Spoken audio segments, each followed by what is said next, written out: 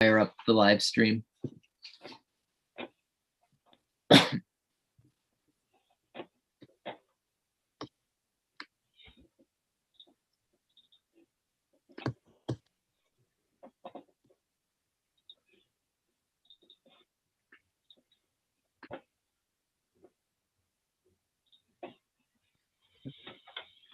All right, well, good morning, everybody. Welcome to the Committee on Veterans and Legal Affairs. We've got a quorum assembled. Sorry for the brief delay to everybody watching. We're assembled today electronically for the purposes of inviting public comment on legislation pending before us. We've got 2 public hearings this morning.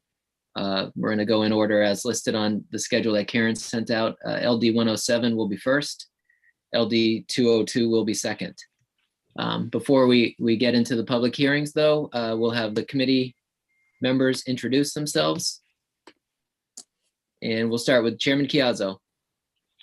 Thank you, Mr. Chair. Chris Chiazzo, House District 28, West Scarborough.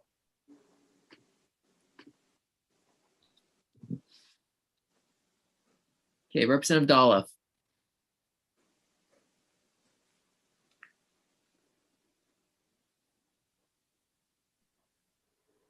Good morning.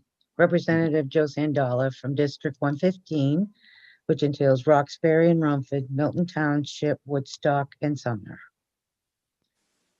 Great. Representative Kinney. Thank you, Mr. Chair. Mary Ann Kinney. I represent House District 99, 9 towns, Brooks, Burnham, Freedom, Jackson, Knox, Monroe, Thorndike, Troy, and Unity in Western Waldo County. Representative Riley. I'm Representative Riley. I represent part of Westbrook, House District 34. Representative McCrate. Good morning. I'm Jay McCrate, representing Harpswell, West Bath, and Northeast Brunswick in the House. Representative Tuttle. Representative John Tuttle, House District 18, representing the east side of Sanford. Representative Wood.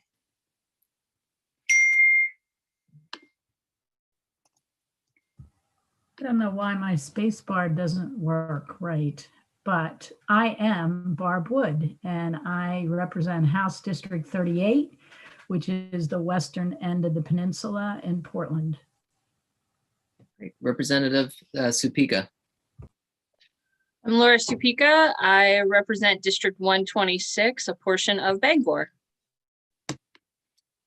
Great, and I think that covers everybody. The boxes sometimes move around, but we've also got with us our OPLA analyst, Janet Stocco, and our committee clerk, Karen Montel. So we'll begin by just going over a few of the rules regarding procedures for our electronic committee hearings. Just so everybody knows, this meeting is currently being live streamed on the committee's YouTube channel. This also means that anyone who's a participant in this meeting via Zoom can be seen and also heard if their microphone is unmuted. So it's always good to check that. People on the Zoom meeting waiting to testify cannot be seen or heard until they are called upon to speak.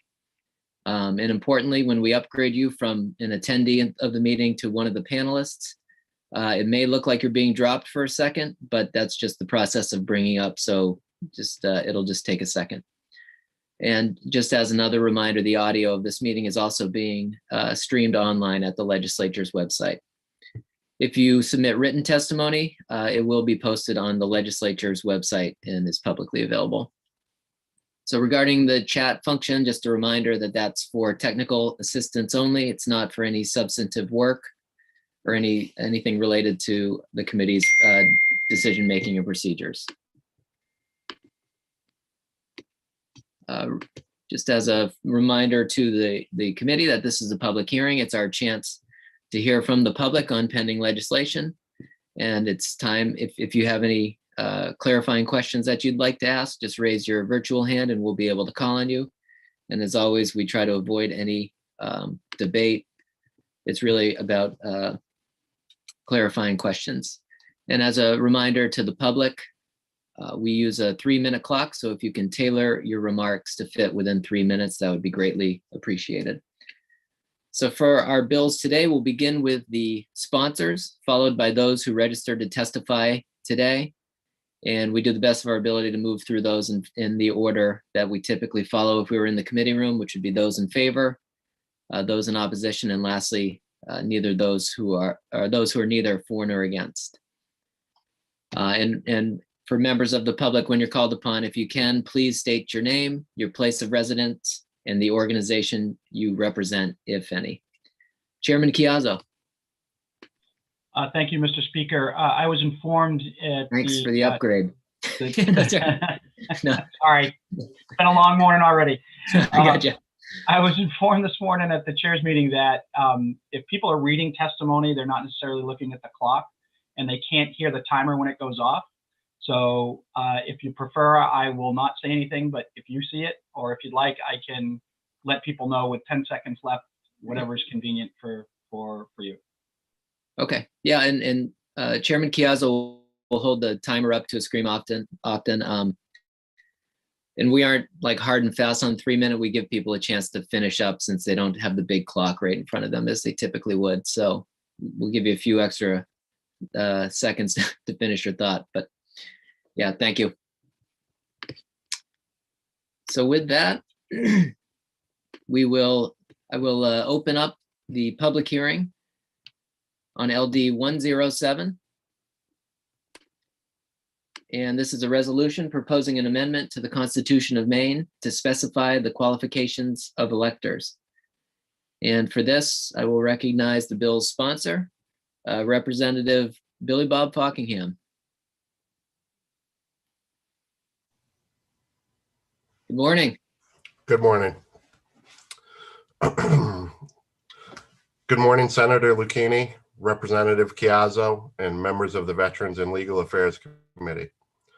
I am Representative Billy Bob Fockingham, and I am here today to present LD 107, resolution proposing an amendment to the Constitution of Maine to specify the qualifications of electors. I could keep this testimony brief due to how straightforward the content is. LD 107 simply states that a citizen of the United States may vote in a state, county, municipal, or local election. This bill adds one sentence to the Constitution of Maine.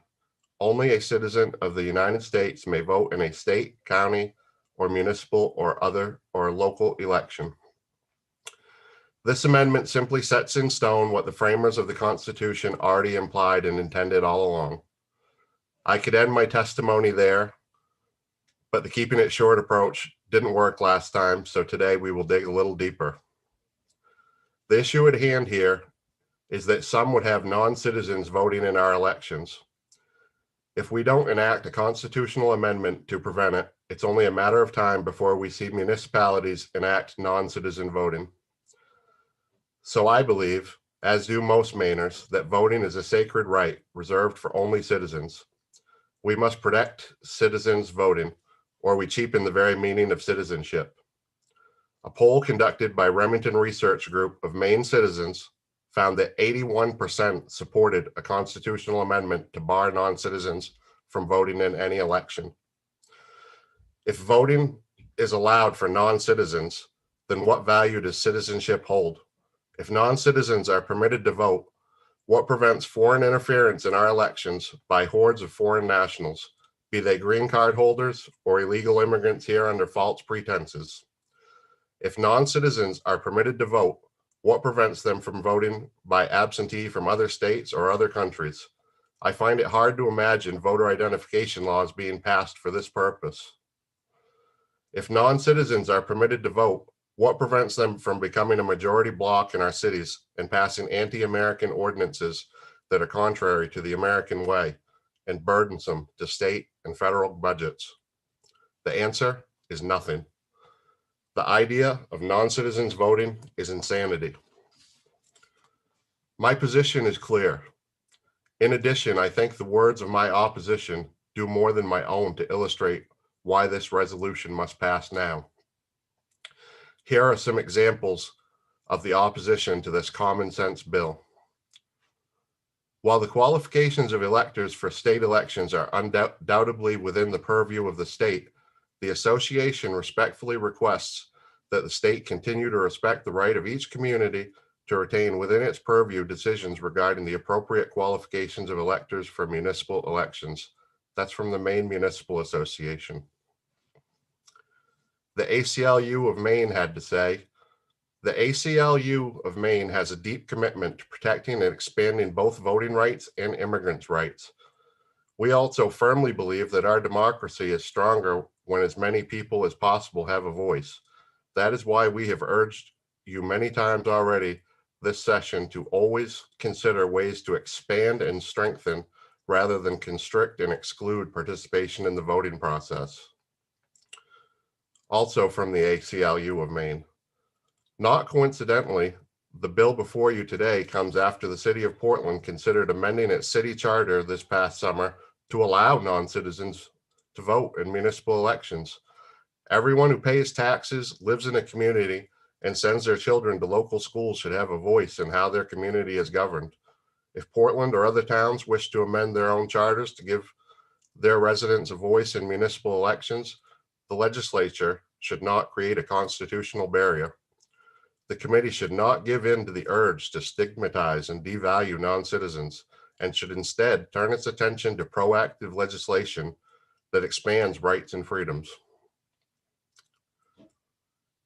This comment is from Beth Steckney, Esquire of Portland. Due to our low birth rates and aging population, Maine needs more people, whether they choose to come from across the country or around the world. Municipalities that want to send a strong message that immigrants are welcome in their communities could do so by extending the right to vote on local issues to non-citizens. Constitution should not be amended to prevent this. Now, this last opponent goes even further than most, not only to suggest that non-citizens should vote, but to suggest displacing and replacing Maine citizens with non-citizens is astounding. Perhaps one last thing to consider is that this bill has overwhelming support from the legal immigrant community. Here's what one of them speaking in favor of my bill had to say. As an immigrant, we came here legally and went through a lot to obtain a treasured US citizenship. I am asking the legislature to vote for, it was the previous resolution, proposing an amendment to Constitution of Maine to specify the qualification of electors. Frankly, it both horrifies and terrifies me that we are even having such a discussion in this state. We are not allowed to vote in countries we aren't citizens of. Citizens of other nations did not fight to keep us free, nor should they reap the privileges of US citizenship. Voting is a civil right for US citizens only. Susan Dench, legal immigrant. So the lines have been drawn. There is no gray here, only black and white. Do you support non-citizens voting, or will you take a stand to protect citizens only voting for future generations? I ask the committee vote ought to pass on this bill and give it a strong unanimous vote. Thank you for your consideration. I'll answer any questions you may have.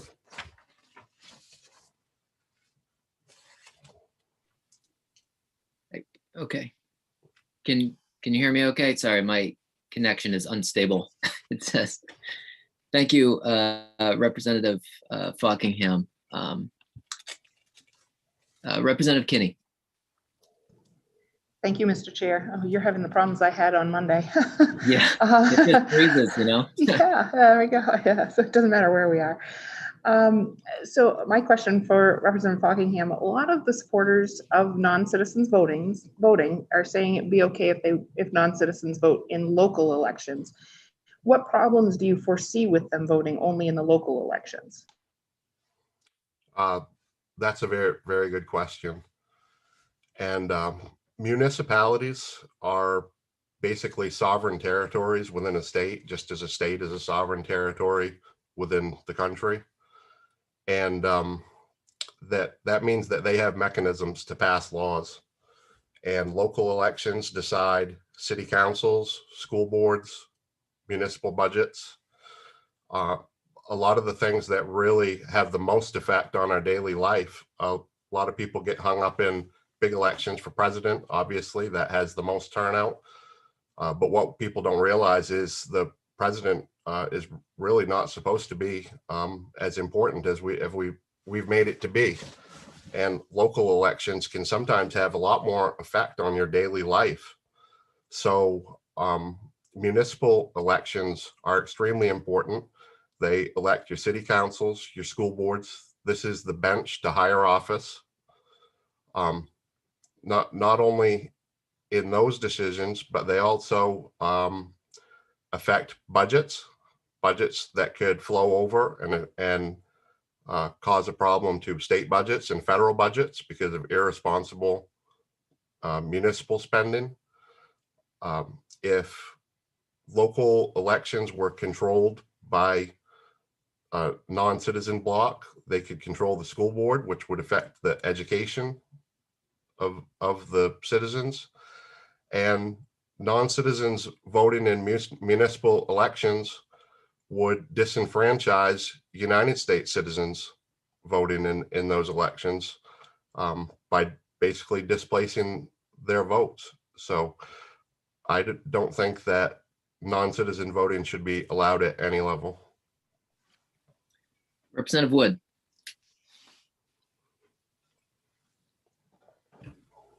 Thank you, Mr. Chair. Representative Fockingham, I just wondered if you knew anything about the history of voting rights, because I thought I read somewhere a few years ago that it wasn't always so that you had to be a citizen to vote. I mean, in the main constitution, not in the main constitution, but in the main statutes right now, it does say that you have to be a citizen. I assumed in my lifetime, you've always had to be a citizen to vote, but I read somewhere that it wasn't always that way. And I don't know if it was 100 years ago or I just wondered if you knew the history. I do, and my answer to that would be that a lot has changed since that time.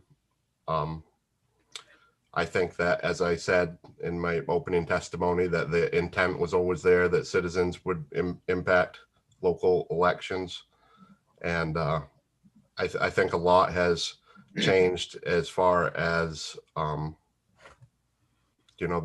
world we live in compared to back then, transportation issues and things like that. Back then, when it may have been overlooked,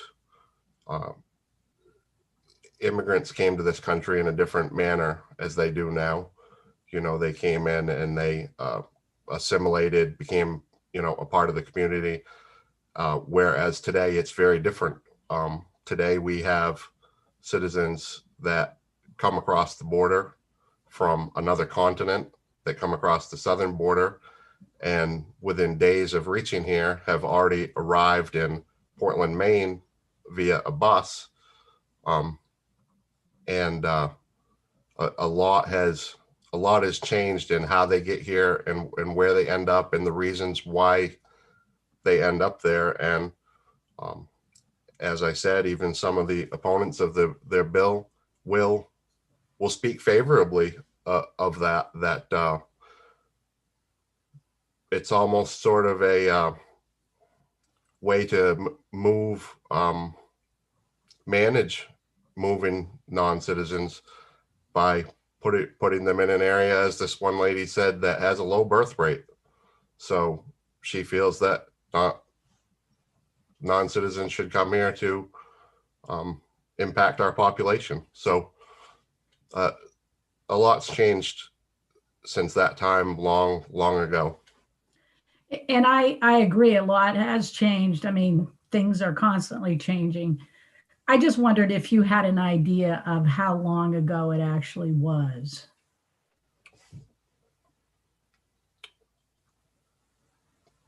We can see when the law was placed on the books, perhaps, or I don't know. I'd just be curious. I think it's been at least 100 years since those changes were made. Okay. All right. Thank you.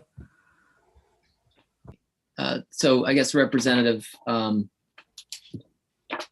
you said that in municipalities, they'd be able to allow non-citizens to vote. But I mean, as you know, the Attorney General has told those municipalities that that's against state law and has testified to us in the same manner. So do you disagree with the Attorney General's interpretation of current law? That's a good question, Louis. So for one, as you said, that's an interpretation, which is debatable. As a matter of fact, the current law has ambiguity, which is the reason why the city of Portland was pushing ahead with their municipal ordinance, because they felt that they'd in the end be able to win that battle with the law. The current law states that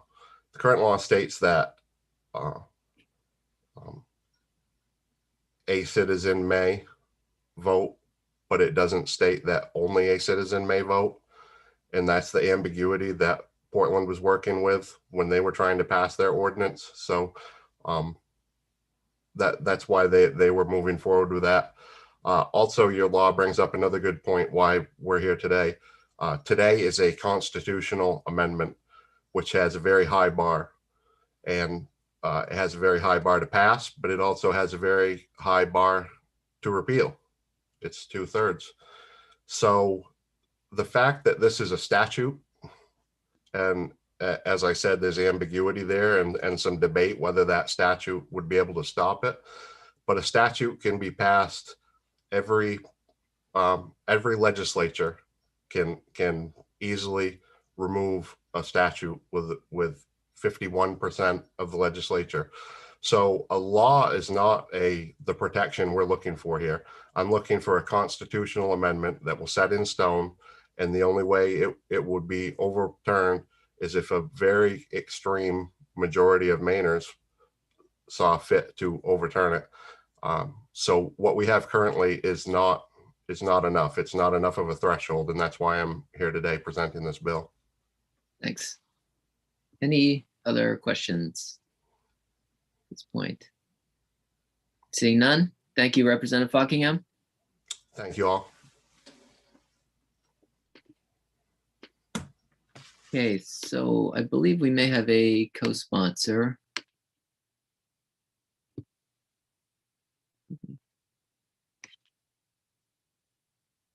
So we will, I think, recognize Representative Laurel Libby, if you can hear us.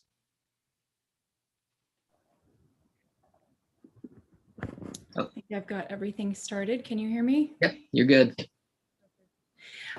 Good morning, Senator Lucchini, Representative Chiazzo, and esteemed members of the Committee on Veterans and Legal Affairs. No timer required here. I'll keep it very short. I come before you to ask you to support the resolution proposing an amendment to the Constitution of Maine to specify the qualifications of electors. The rights that come with citizenship should not be taken lightly, but viewed with all due respect. I am a lifelong Mainer and was born into my United States citizenship. When I imagine a scenario in which I would be permanently moving to another country, whether it was by choice or if forced by hardship, I believe it would be my responsibility to become a citizen of that country before I would participate in voting as a stakeholder in that society. The right to vote in our elections, whether in local municipal races, state or federal, is a right that should not be taken for granted.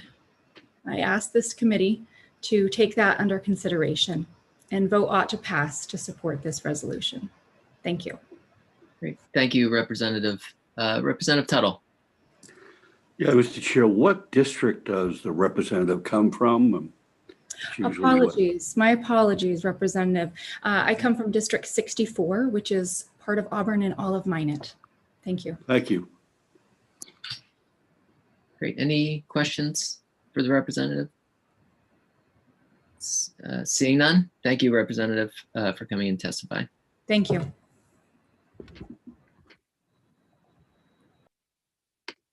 Okay, so now we'll move to the public portion of the hearing. And again, a reminder that we have the 3-minute clock.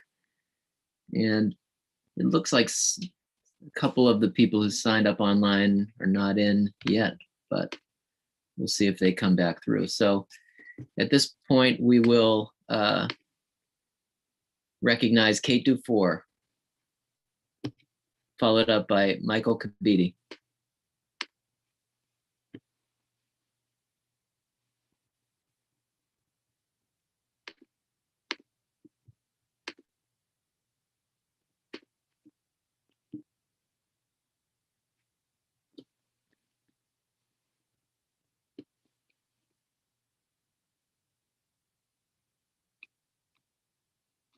And Kate, if you can hear us, you've got the floor. Yep. Oh, there you are. Welcome. Morning. You Yeah. do know I'm opposed to this bill, correct? Yeah, we don't have anybody registered in favor. Oh, okay. All right. Just want to make it clear. Yeah, sorry. Yeah. Good morning, all. My name is Kate Dufour, and I'm here on behalf of the Maine Municipal Association to provide testimony in opposition to LD 107. I want to clarify a couple of points. It seems like our testimony was delivered a few minutes ago, but I just want to make it clear. This is the official testimony of the Maine Municipal Association. We are opposed to this legislation for two reasons, and they're interconnected. The first is the fact that we don't believe this is necessary. State statute is incredibly clear with respect to what a citizen is, and there's definition in the sections of Title 31A, which really governs municipal government and elections process, that requires or links the definition of a voter to what is established in Title 21A. So what our legal staff interprets this to mean is that municipalities are preempted from adopting ordinances that establish voter qualifications that differ from what is already in 21A. So again, we don't think this is necessary. As Senator Lucchini pointed out, the AG has come out and said that we are preempted, and our own legal staff says that we are preempted. So again, we don't think we need to go through the process of amending the Constitution, which does have cost. And sometimes there are misunderstandings associated with the process. And we think that the law as it exists is working. And again, I want to reassure everyone that we are preempted, we being municipalities are preempted from adopting ordinances that decide or define a voter. So I thank you for your time, and we'll answer any questions if you have any. Great. Thank you, Ms. Dufour. Any questions? Representative Kinney. Mr. Chair, thank you for your testimony, Ms. Dufour. Representative Fockingham made a point that statute has an easier opportunity to be changed. And we don't currently have anything out there right now saying that we're going to try to change this preemption and get rid of it. If that were to come forward, would that affect possibly how the Maine Municipal Association would feel about non-citizens voting if that preemption were gone? If the preemption were gone. So let me explain the way we make our decisions. So we have a 70-member legislative policy committee. It's 2 municipal officials. They're elected by their peers from each of the state's 35 Senate districts. And so they meet monthly when the legislature is in session. So it's almost like your process. We put bills in front of them and they decide the merits of it. So they decide whether we support something, we oppose something, or we take a position neither for nor against a particular initiative. So this is a long-winded way of kind of saying, I can't tell you what a future LPC would think on a particular bill. So I would have to take that bill, put it in front of them. They would debate the merits, and then I would take the information and present it to you. Any other questions? Representative Dolph. Thank you, Mr. Chair. Mr. Foe, don't you feel also by Representative Fockingham's bill just closes any gap, any issues if this was put in had the constitutional amendment? Then we wouldn't be going through, well, what if this might happen or this might happen? We're changing this now. It's clear. And so we won't have any issues further down. Your thoughts on that? Our thoughts, or our thought is we don't have issues now. And so why are we going to go through the process of correcting a problem that doesn't exist? That's how our members feel. The law is absolutely clear with respect to what authorities we have in elections. And we really don't think a fix is necessary. And it's really entirely up to you. It's in your hands, whether or not in the future the definition of a voter is amended. This legislature or the next really controls that. So I think the question is, to the extent that you trust your peers. And I think this is a wonderful place to have those conversations. So, so that would be my response. Again, we don't think there's a problem. It needs to be resolved today. Follow up. Follow up. Yep. Thank you, Mr. Chair. Well, I guess that is my point. As you had said, down the road, we don't know what could come because things can change as legislature changes. But by making this constitutional amendment, this is one issue that will be done and over with, and we will never have to deal with this or have somebody change the definition of a voter down the road. This cleans it up, it's done, and we won't have issues in the long run. So I guess we're, everybody says, well, let's agree to disagree. But I think we're making the same arguments from different perspectives. I don't think there's a problem. My members don't think there's a problem. And when we get to a point where there is actually a problem, we would prefer to resolve issues as they arise. And at this point, we think the state statute is absolutely clear with respect to who a voter is. And there's really no need to amend that today.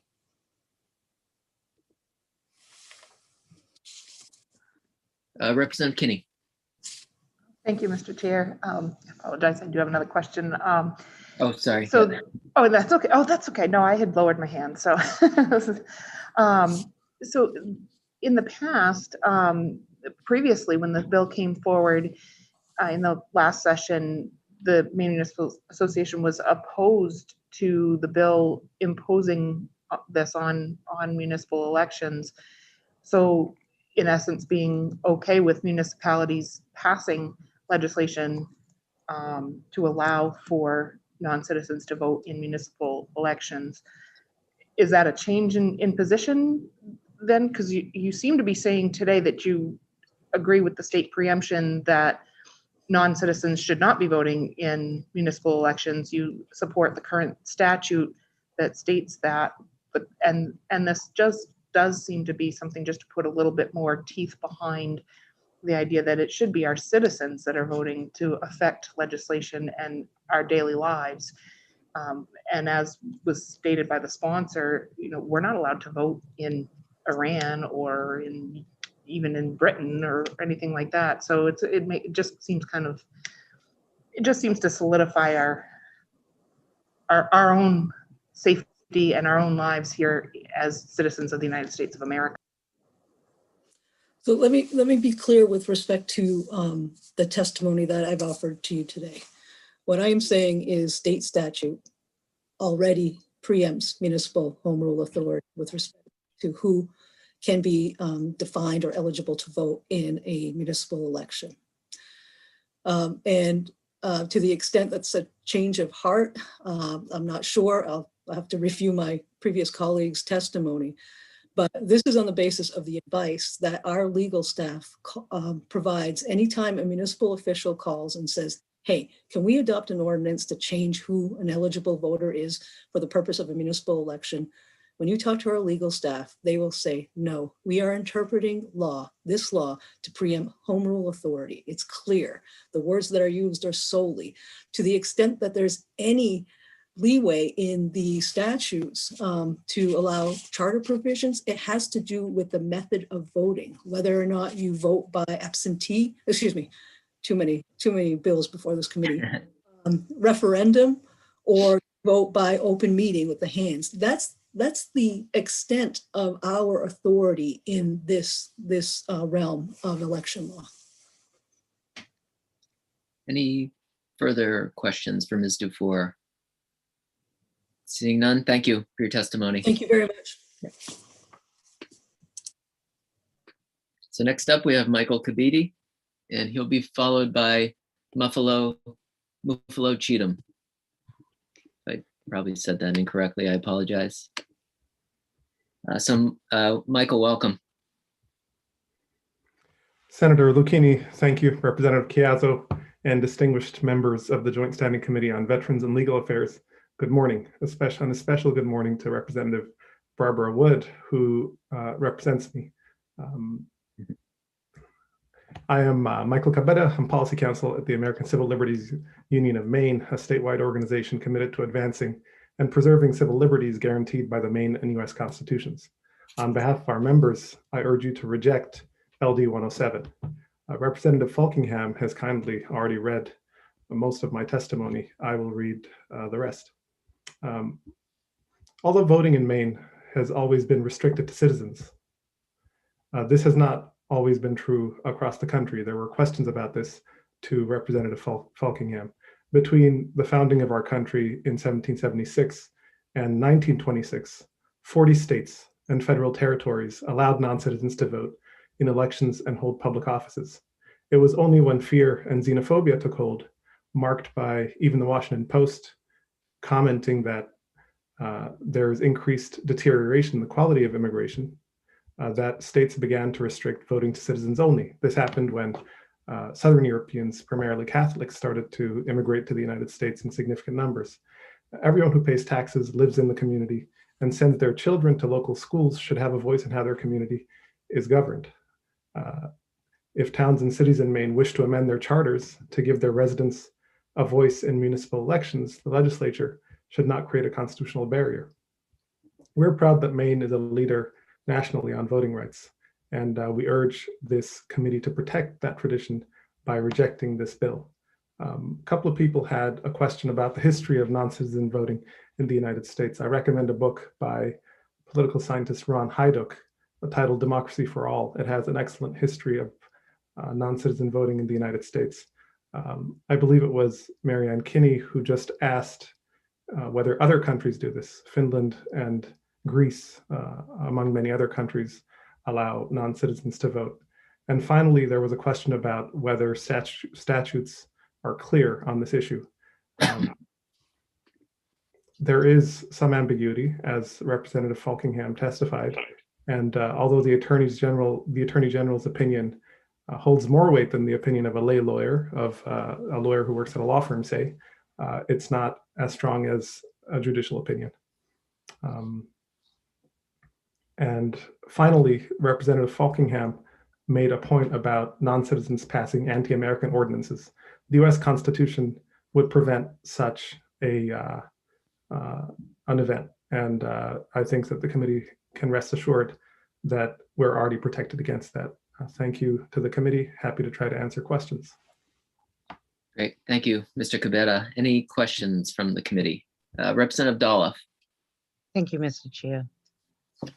Thank you for your testimony, but as you were speaking to non-citizens playing an active role in their community, the children going to school, etc., it just came to, then I look at that and go, well, then why not become a citizen?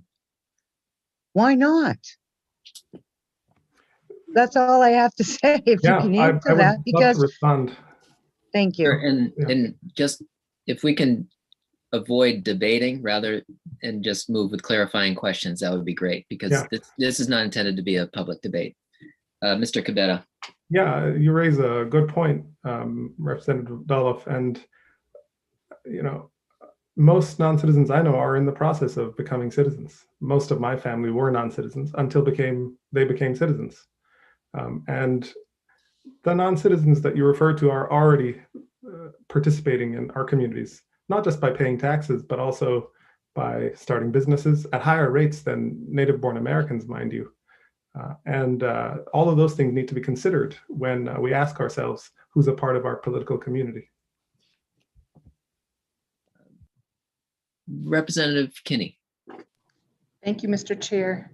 Thank you, Mr. Cabetta, for testifying today. And my question about other countries kind of came from Representative Falkingham's question about it. That's why I brought it up. But you mentioned, and this hit really close to home for me because I'm Catholic. You mentioned Catholics. And I recently had the opportunity to try to collect signatures for a people's veto during the 129th legislature, which was just this last session before this one. And at church, at my Catholic church, we had quite a few non-citizens that were interested in signing on to this petition and couldn't. And they are in the process of becoming citizens. And I also had an opportunity to attend a naturalization ceremony for one of our parishioners, and it had taken him about 18 years to become a citizen of the United States. It can be a long, drawn-out process, but in November of 2020, he cast his vote because he was now a citizen. He didn't try to vote before that. He knew that it wasn't the time. So at some point, what are we saying to all those who have waited to be able to vote, that have gone through this process, which can take a long time to do? What are we saying to those who waited and didn't vote previously when they were not a citizen yet? Yeah, may I respond, Senator Yes. Lucchini? Great. Yeah. Thank you for that question. And before I answer it, let me recommend another book, which I hope is the last one I'll recommend, which is Not a Catholic Nation by Mark Richard. It has excellent history about Catholic immigration to the United States and how it affected laws and who can vote and who can participate in local elections. So the United States has been around for 240 odd years. And for most of that history, in most places, non-citizens could vote in municipal elections. That's the United States, that's the country we live in. And we can't forget that history, and we can't pretend like the reason non-citizen voting was restricted is all benevolent and all good. We have to be honest about the past of the United States. And I think that for the non-citizens who worked hard to become citizens, and as I said earlier, that's most of my family. That's actually all of my family, besides the members, the citizens, natural-born citizens who married into our family. And I think what you say is the United States sometimes restricted non-citizen voting and sometimes didn't for a complicated set of historical reasons. And I don't think there are clear-cut answers about who deserves what at different times in the country's history. I mean, like I said, for a majority of the country's history, in the overwhelming majority of the country's states, non-citizens could vote in municipal elections. Okay. Representative Tuttle, did you have a question or? Well, I was going to recommend the same book that the last speaker, so he beat me to it, Mr. Chair. Sorry, I didn't call you fast enough. Any other questions from the committee? Seeing none, thank you, Mr. Cavetta. Thank you, and Representative Tuttle, I won't make that mistake in the future. It's okay. As I tell the chair, I'm sometimes a day late and a dollar short. Aren't we all, Representative? Great, thank you. Thank So you. next up we have Mafalo Chittum, and that will be followed by William Sedlak. So welcome. Thank you. Good morning. My name is Mufalo, and I am the Executive Director for the Maine Immigrant Rights Coalition, and I'm here to testify in opposition to LD 107. I sat here this morning listening to the sponsor and the co-sponsor, and every word that came, was just getting me off my testimony. And I did submit my written testimony, which you all have, and I was torn between just reading my testimony or just answering to questions, and then just conversations that have happened just now with Michael. So we represent a coalition of 73 organizations, and these organizations are providing direct support to the population that this bill is targeting. They're immigrants with different statuses, documented, undocumented. They're the non-citizens, they're citizens, and just listening to, especially where we are at today, post the killings of George Floyd, post, the January 6th incident in the Capitol, I did not think of a day when I would listen to just a bill, a policy that is talking about division. When policies have unintended consequences, this one definitely has an intended consequence to divide. We as legislatures should take history, should learn from history. It's the small little policies that we start that fuel incidences like January 6th. So this might look like something that we can clean up, now, even just the terms that we use, even just the thought of even at this time, on this day, on this new America, for us to be sitting here when our communities, when COVID hit in March of 2020, they got up and started figuring out how can we keep Maine safe. These are people who are not citizens. These are people who are undocumented. They took their piece of how to keep all of us safe. They stayed in the homes.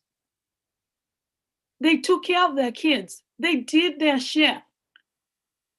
When we have had to support these communities in their homes who are language challenged, to make sure that they know that COVID is real. They know that they need to keep safe. They need to wear a mask so that all of us who are citizens can be alive. So when it comes to issues like that, we are all together. And then there are other issues that, no, we're not together. How do we get here today to have a bill that is talking about dividing when we've come through a very, very, very stressful and emotional year and lost lives? So I urge this committee not to pass a bill that will divide. Pass a bill at this particular time when we are looking for elected officials to pass policies to make sure that we are all safe, we are all alive. We can find time to look at a bill that is talking about division. So I, on behalf of the Maine Migrant Rights Coalition and our 73 organizations that represent this population, oppose this bill. And I urge this committee to strongly oppose a bill and even have conversation at this time that even speak to division. When we can speak about something that says you belong, you don't. When COVID has now taught us that we are all the same. We should be looking at policies that should be advancing the lives of all Mainers, regardless of their status. Thank you. Thank you, Mafalo. Any questions from the committee? Seeing none, thank you for your testimony. So Mr. Sedlak, we're actually going to pause on you for a second. We've got somebody else who just jumped in, Representative Fockingham said we'll be supporting the bill. So he just bounced in, so we'll switch back over to that right now. So we'll recognize Christopher Arps. And then after that, we'll go to Will Sedlak, followed by Robert Howe. So Mr. Arps, if you can hear us, you can get started. And I will turn it over to Chairman Chiazzo, and I'm gonna try to fix my internet real quick.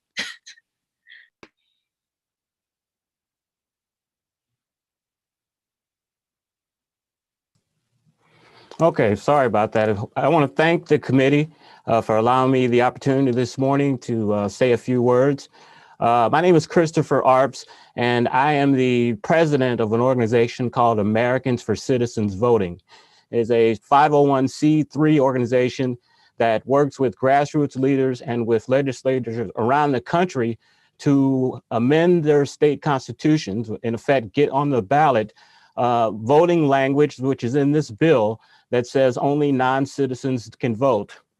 I know a lot of people, when you say that question around the country, people say it's a no-brainer, non-citizens can't vote, but we're seeing a growing movement around the country and California and the Midwest and there in Maine of allowing non-citizens, people that are here legally, that have green cards, that are doing everything correctly, but allowing them to vote in our elections.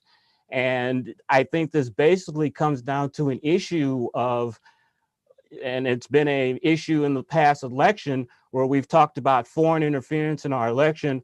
Well, the height of foreign interference in our election is having people in our country with green cards that are members of another country voting in our elections. If you want to become a United States citizen, continue to do the things that you're doing, following the law, and become a citizen. But having folks voting in our elections that are not citizens, I think is just unfair, not only to people that are citizens that are doing the right thing, but to these green card holders themselves. I have held a town hall meeting where we've had people discussing this issue, where many people have been signed up that are green card holders to get driver's licenses. They felt because they got in the mail a ballot, that meant that it was legal for them to vote. They ended up voting and they ended up being deported, losing their opportunity to become citizens. I think it's not about division. I think what division currently is happening in our country is people are suspect of our elections. In a lot of these other jurisdictions, people with green cards are getting driver's licenses. They're getting ballots to vote, and it's just bringing a lot of hesitancy in trusting the elections. And I think in a democracy, a republic, that's the most important thing, is that people have trust in our elections so that we don't see things that happened on January 6th, an insurrection, which I certainly don't condone. But it's very important that people voting in our elections have gone through the process, either being a naturalized citizen or either coming here and doing the right things and taking the time, such as one of the other committee members, I think, said took 18 years.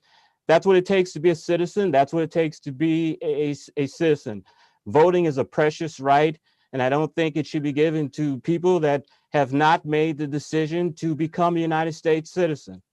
I strongly support American citizens voting, strongly supports the passage of this bill. And I want to thank the committee for allowing me to speak. Thank you, Mr. Arps. Representative Tuttle. Yes, sir. I had a comment now. Your organization, are they from Maine or are you outside? No, we are outside. We worked in 2020 to get this ballot language, and it passed with pretty good numbers in Colorado and Alabama and in Florida. So we're a national organization, but we are doing some work there in Maine to try to make this bill be successful. So what state are you a citizen of? I'm a citizen of Missouri, St. Louis. Thank you.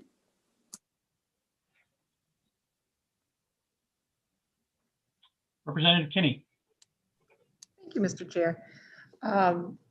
Just kind of piggybacking off Representative Tuttle's question, it does seem to me that a lot of the organizations that have testified are not necessarily originally from Maine either. So would you agree with me on that one, Mr. Arps? I think freedom and liberty and people wanting to have fair elections is something that people want in all states. And I think if someone from outside the state wants to make sure that the elections in Maine are fair and that non-citizens are voting and that there are Mainers that are assisting them willingly, I don't have a problem with that. I think that's a good thing for democracy.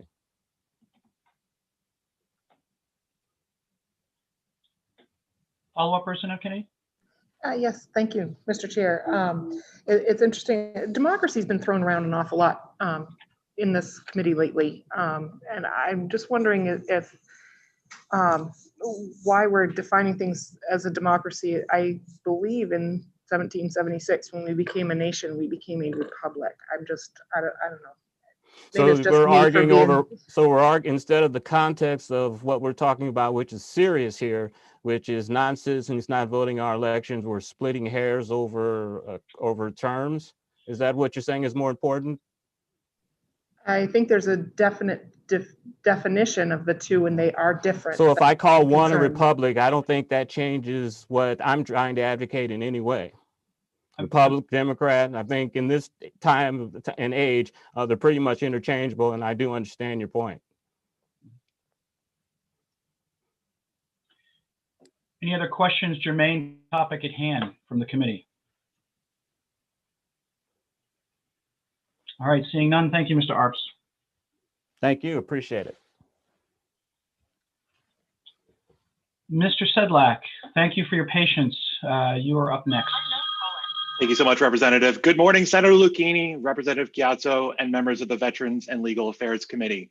My name is Will Sedlak, testifying in opposition to LD 107. Maine Conservation Voters protects Maine's environment and our democracy by making conservation, equity, and voting rights political priorities. We support measures that make voting more efficient, secure, and accessible for all eligible Maine voters. Today, that means opposing LD 107.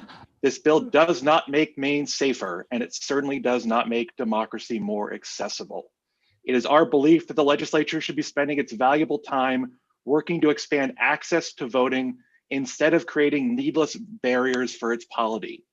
Everyone that lives in a municipality should have a say in how their community is governed. In short, the Maine legislature should foster inclusivity instead of stigmatizing non-citizens. Maine Conservation Voters strongly opposes this bill and urges you to vote ought not to pass. Thank you. Thank you, Mr. Sedlak. Any questions from the committee? All right, seeing none. Thank you for your patience again, Mr. Sedlak. Appreciate your testimony. I will turn this back over to Senator Lucchini if he is ready. Thank you, Chairman Chiazzo. So next up, we have Bob Howe, and then we'll follow that with from our list, Claude Rugganji. And if there's anyone else in the attendees list who wishes to testify on this bill, if you can raise your virtual hand, we'll see you. But this is this is the extent of the list of people who have pre-registered. So welcome, Mr. Howe. Thank you. Good morning, Senator, members of the committee. I'll try to be brief. It's cold out here. My name is Bob Howe. I'm a resident of Brunswick, and I'm the registered lobbyist for the League of Women Voters of Maine. I submitted a statement, apparently 3 times, drafted by one of our volunteers, Matthew Schaefer. Actually, Portland. 6 times, Mr. Howe. 6 times. That's okay. Well, That's okay. I kept getting a server error message, which meant nothing to me, so I kept trying. I'm sorry. I didn't do well on that system either the other day. Sorry to interrupt you. That's all right. The League takes no position on the merits of whether we should allow non-citizens to vote in state or local elections. Thus, I speak neither for nor against. I will paraphrase some of the statement. The bill includes the proposed ballot question. We think that question has already been partially answered with respect to state elections. It seems quite clear that Article 2, Section 1 of the Maine Constitution requires that in order to vote in state elections, one must be a citizen of the United States and a resident of Maine. As has been said earlier, state statute, not the Constitution, is quite clear that one must be a citizen to vote in municipal elections. So if there's going to be a ballot question, you might want to consider tailoring it to the local elections, since state elections are already dealt with in the Constitution. Expanding limited voting rights to non-citizens is, as we can see, a hot button issue for many. Feelings on both sides of the issue are passionate. They spring from deeply held beliefs about the nature of our representative democracy. I managed to get both words in. Many feel that citizenship is an essential element of the right to vote. On the other hand, others note that non-citizens, including permanent residents and other persons, in compliance with our nation's immigration laws, who pay taxes, support our schools, and serve in the military, but have no say at the ballot on even local issues. They remind us that our country was founded on the principle that the governed should have a voice in how they are governed. Citizenship has not always been a requirement of voting in the United States. As others have said, until 1926, non-citizen residents of as many as 40 states and territories at various times were able to vote in some local elections. Our heritage as a nation of immigrants has often led to differing views on the merits of permitting non-citizens to vote. Following the Civil War, some states and territories extended the right as an enticement to new immigrants who were needed in the labor force. Gradually, those laws were altered as the pendulum swung away from recognizing non-citizen representation in elections. Today, citizenship is a requirement of both federal and state elections in all 50 states. A small number of localities in certain states, such as Maryland, permit certain non-citizens to vote in some local elections. In Maine, and I've already covered this with respect to state constitution and statutes. The League recognizes the belief strongly held by many Americans that voting and citizenship are inextricable. Indeed, gaining the right to vote is a powerful incentive for immigrants to the U.S. in pursuing citizenship, and one sure to endure under prevailing legal standards. The League's volunteers can be found registering new citizens to vote at almost every naturalization ceremony in the state. For many of them, voting for the first time is a milestone to be celebrated. For these reasons, the League looks forward to a thoughtful, civil, and respectful debate over LD 107. We'll be following the outcome of this legislation with interest. Thank you for the opportunity to speak. Thank you, Mr. Howe. Any questions from the committee this time? Seeing none, thank you for your testimony.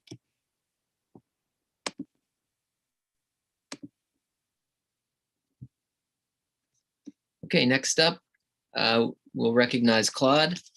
And I apologize, I'm sure I said your name incorrectly. And if there's anyone in the attendees list who wishes to testify, please raise your virtual hand. So welcome, sir. Thank you very much, Senator Lucchini, and thank you, member of the legislature. My name is Claude Roganje. I don't blame you from not being able to pronounce my last name. I am from the Westbrook. I'm a resident of Westbrook, and I'm also a city council in Westbrook.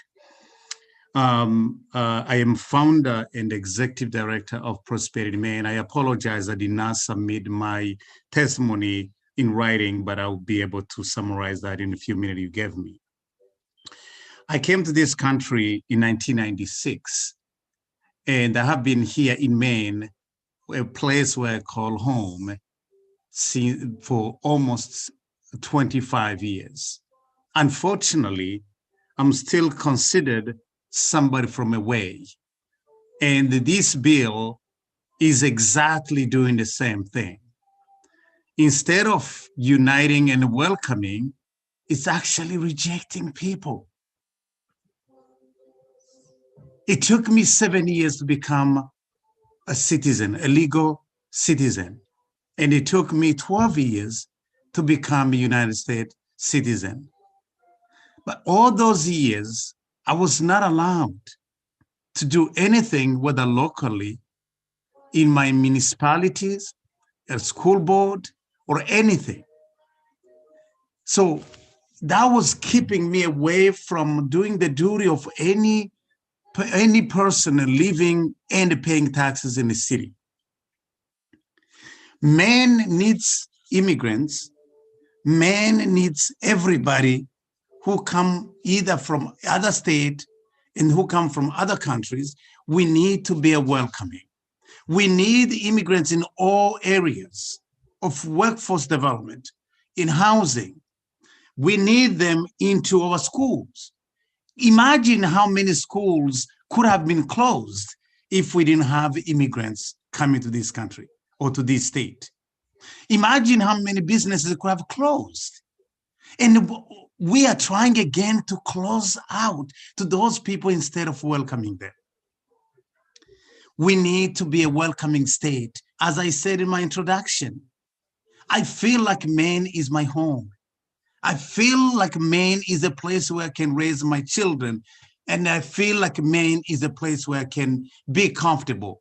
Unfortunately, bills like this that reject this notion really takes us backward instead of taking us forward.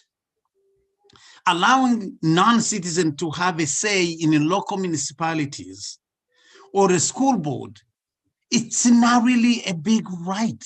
It's giving them a say on how their children will actually be functioning in the schools. Come on, let's use a common sense. If I'm a parent, I have my kids in public schools. Why can't I go to the school and have a say just because I'm a non-citizen? It doesn't make any sense. So I urge all of you, thank you. I urge all of you to reject the division, but instead to welcome everybody in our state. Thank you very much. Thank you, Mr. Raganje, if I said that right. My Yes, name's always hard to say too. So any questions from the committee this time? Seeing none, thank you for your testimony. Thank you. Okay, so seeing no further people who are registered to testify in advance and nobody with signifying from the waiting room, I will close the public hearing on LD 107. So that hearing is closed. We do ask that people who are still in the attendees room, if you're not wishing to testify on any further bills, that you leave the meeting and can watch on our YouTube channel if you'd like. That way it just clears up the waiting room for people who wish to testify. And I'll put in the YouTube channel in the chat box in case people want to watch the following bill. So next up, we have LD 202. So LD 202 is a resolution proposing an amendment to the Constitution of Maine to implement ranked choice voting. And we have the sponsor here today, Senator Miramont. Welcome, sir. Thank you, Senator and members of the committee. Great to hear that first conversation, and interesting. It's only the second presentation I've made, so I'm still getting used to it.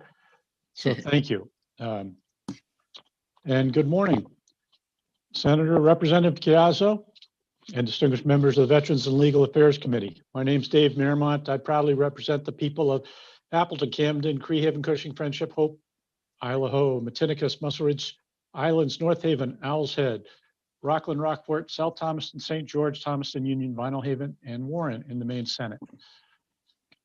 We're already using ranked choice voting in most of our elections after a long public education process, and it is working well. The initial fears of confusion or difficulty of processing ballots fell away, and the awareness that we get a choice about all the candidates in a race has been confirmed.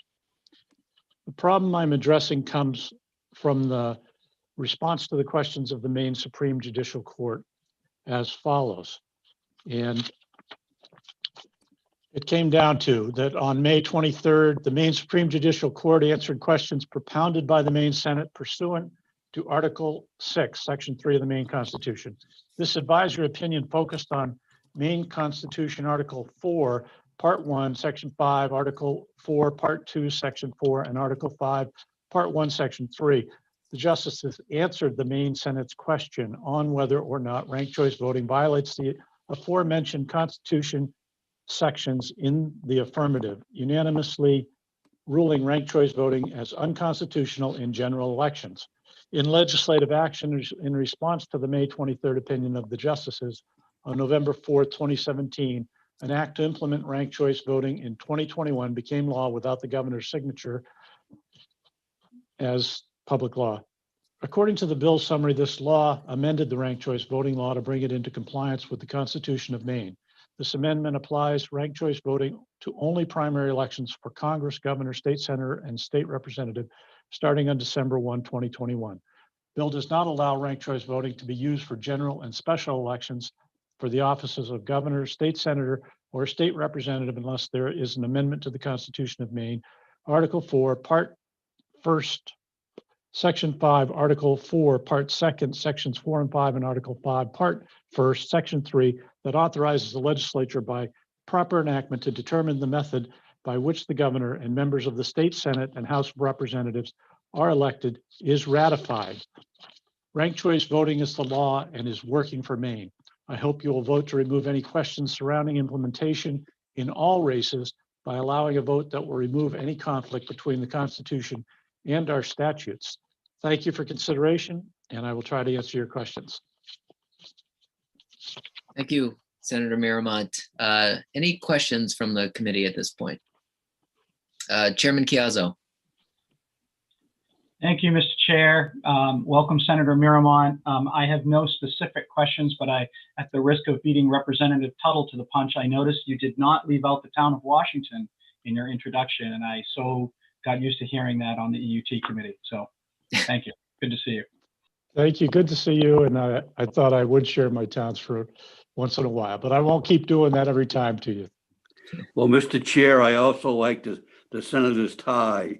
I think we came from the same era. Any further questions? Seeing none, thank you, Senator, for presenting today. Thank you for listening. Yeah. Okay, next up we have Representative Moriarty. I don't know if he's here for this bill or actually for the work session now that I think of it. Here for the work session. Okay, sorry about that, Representative. Okay. Okay, so next we'll move to the public hearing portion of the bill, and we'll just remind people that there's a 3-minute time limit. So we will begin with Secretary of State Bellows, and she'll be followed by Will Hayward.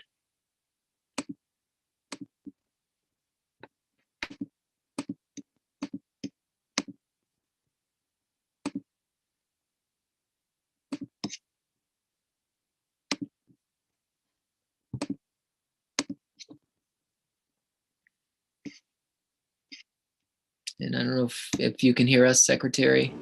Oh. Hi, am I doing this right, Senator Lucchini? Yes, yes. Great. Secretary Bellows is on her way. Oh, there she is. Okay. Okay, great. All right. Thank you. Sorry about that. So this is the modern version of running from one committee room to another. That's right. Apologies for folks who are not new to the legislature. Sometimes people would be called to run from one room to another, and now we're trying to do this virtually. Senator Lucchini, Representative Chiazzo, distinguished members of the Veterans and Legal Affairs Committee. The Secretary of State supports this legislation. We have experience. I've submitted pretty extensive written testimony. I'm not going to read that. I know you have a busy agenda today. But what I did want to share with you is that the Secretary of State's office does have extensive experience at this point in time with the implementation of ranked choice voting that began with the June 2018 primary. If this constitutional amendment were to move forward, the procedures that I've detailed as an appendix to the written testimony that was submitted would be the same procedures to extend for ranked choice voting for the state level general elections. I also wanted to share with you that this is not a new conversation. So one of the pleasures of my role is also overseeing the Maine State Archives, and I'm going to have my staff share with the clerk, if they have not already, a copy of an 1880 constitutional amendment. The Constitution prior to that did in fact have the language stating majority, but also specified that if no one reached a majority, the legislature would make a determination. So that led to the infamous dispute of the election in 1879, where Alonzo Garcelon, who'd been the governor for a one-year term, did not get a majority of the votes, but tried to influence the Legislative Council to maintain power. And Daniel Davis, who received more votes than Garcelon, but also fell short of the majority, protested that and went to court. There was an armed standoff at the Capitol that January. General Joshua Chamberlain was called to the Capitol to intervene and keep the peace. That lasted 10 days before the Supreme Court finally ruled that Daniel Davis was in fact the rightful winner of the election. And so in 1880, the legislature changed the Constitution to replace majority with plurality. And then there's a really fascinating history that's available because of the Maine State Archives that shows, various times that the Constitution has been amended. So with that, I'm going to stop and encourage you to look at my written testimony, and happy to answer any questions.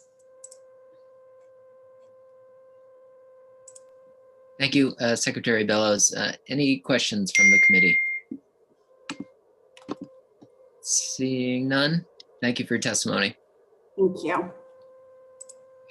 Okay, next up we have Will Hayward, and then he'll be followed by Sam Feifel. So welcome, Will. Thank you. Good morning, Senator Lucchini, Representative Chiazzo, and distinguished members of the Joint Standing Committee on Veterans and Legal Affairs. My name is Will Hayward. I'm testifying here today as the Advocacy Program Coordinator for the League of Women Voters of Maine. I'm testifying in support on LD 202, a resolution proposing an amendment to the Constitution of Maine to implement ranked choice voting. In single-seat elections, the League of Women Voters of Maine supports election systems where the winner is the person who receives the majority of the votes, if that majority is achieved through ranked choice voting. We believe that the majority threshold is healthy for our democratic process and provides a mandate for governing, and that ranked choice voting is the best way to determine which candidate has the majority of the vote. We've not supported runoff elections as an election method. The League supports LD 202. This bill would remove the impediment to ranked choice voting identified by the Maine Supreme Court. A majority of voters have taken a stand in favor of ranked choice voting on 2 occasions, including for these state offices. But the court has advised that the Constitution must be amended before the full will of voters can be realized. We believe that this issue is sufficiently important that voters should have the final say, and sending them a proposed constitutional amendment will do that. Constitutional amendments in Maine are far more common than they are in the federal system. The Maine Constitution has been amended 173 times. At least 5 separate amendments, including the one that Secretary Bellows referenced, have touched on the question of the election of various state officials by a plurality or a majority. When a constitutional provision has been changed several times, that may suggest the provision is the kind of question that should not be deeply embedded in the source document of our political and legal system, but should instead be subject to the policymaking branch's judgment, which may change as circumstances change. That's what a constitutional amendment should do. It should not enshrine ranked choice voting in the Constitution, but should allow the legislative branch to determine the voting method. Even those who do not necessarily favor ranked choice voting should consider supporting this resolve. If you believe this issue should be decided on the expressed will of the voters exercising their constitutional rights, then we respectfully suggest you support this bill. LD 202 simply replaces the word plurality with the word majority in several places in the Constitution. While it would require a change from the plurality system, it does not decide whether the majority winner will be determined by ranked choice voting or a runoff election. Therefore, the bill's title, proposing an amendment to the Constitution of Maine to implement ranked choice voting, is somewhat inaccurate. A bill in the 129th legislature, LD 1477, would have removed the plurality or majority language altogether and directed the method of election to be determined by the legislature or by the people acting through their citizens' initiative power. I've included that text in my written testimony. This would both enable the implementation of ranked choice voting in the form that the voters intended and enable future changes to election methods without yet another constitutional amendment. We support the legislation as presented, but we also believe this alternative leaves open a wider range of options moving forward. Thank you for the opportunity to testify. I'd be happy to answer any questions from the committee. Thank you, Mr. Hayward. Any questions from the committee? All right, seeing none, we thank you for your testimony. Next up, Mr. Feifel. Hello, everyone. Hopefully you can hear me okay. Thank you to Yeah. Thank you to Senator Lucchini and to Representative Chiazzo and to all the distinguished members of the committee. I very much appreciate the time. My name is Sam Feifel, and I'm a resident of Gray. I'm the chair of our school board here in MSAD 15, but I am not speaking to you in that capacity. I'm speaking to you in the capacity of someone who has worked on a ranked choice voting campaign. I was the press coordinator and sometime director of the campaign for Lisa Savage's campaign for the US Senate in the most recent election. And I want to advocate for this bill because I got to witness firsthand how RCV changes the nature of the political conversation. And I think it's for the better. I know that all of you are elected officials just like I am. And I think most of you got into your position and ran for office because you wanted to work on policy. You wanted to make things better for your constituents. You wanted to have conversations about the best way to do things. And I think ranked choice voting encourages that. What we found on the campaign was very little conversation about which party we were from or spoiling the election for somebody else or tactical voting or strategic voting.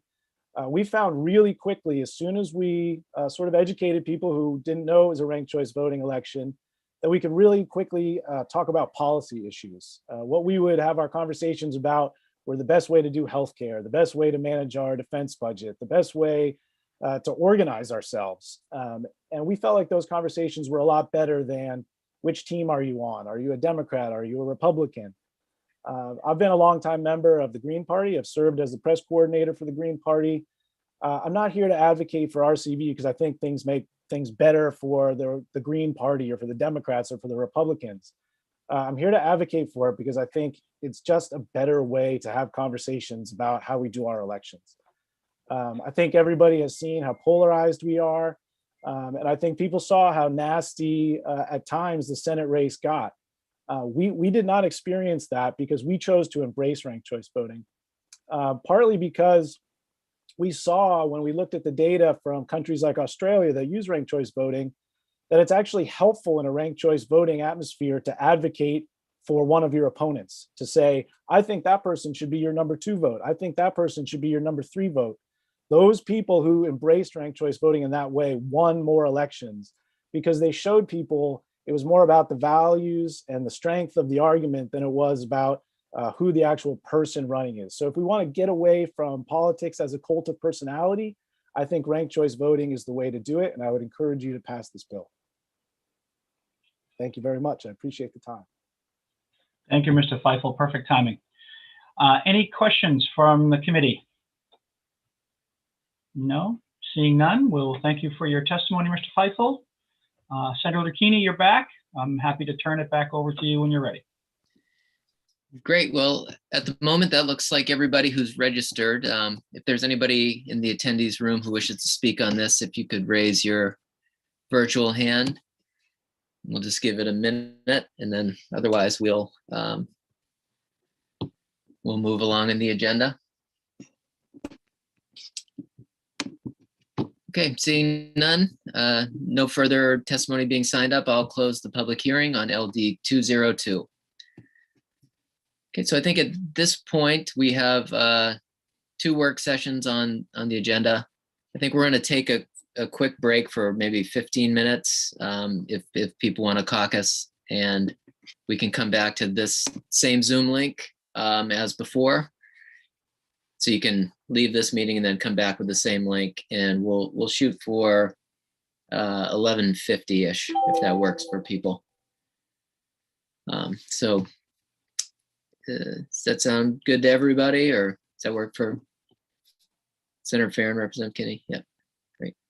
Chairman Chiazzo. All right. With that, we'll recess for about 15 minutes. Thanks.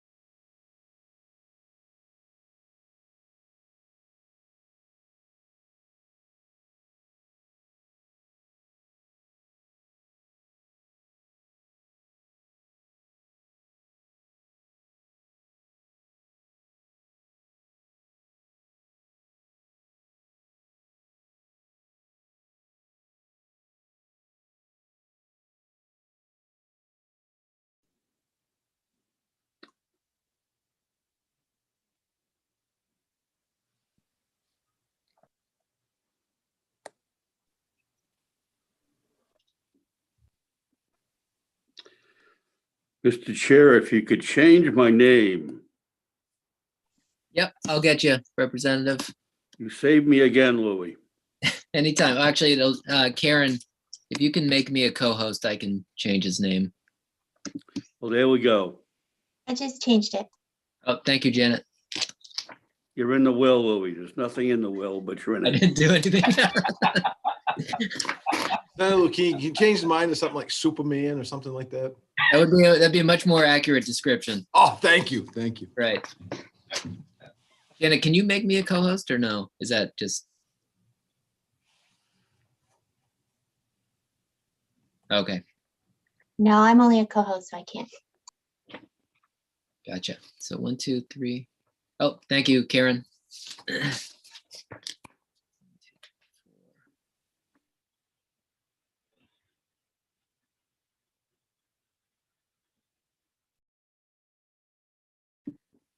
Okay, so we have enough people for a vote, so we'll begin the work session on, let's see, LDs 102 and LD 112.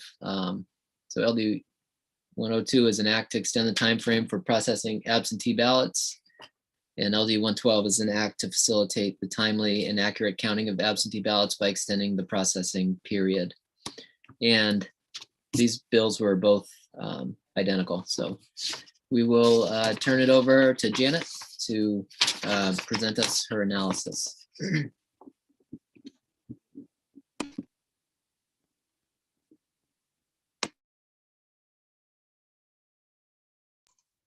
Just a sec.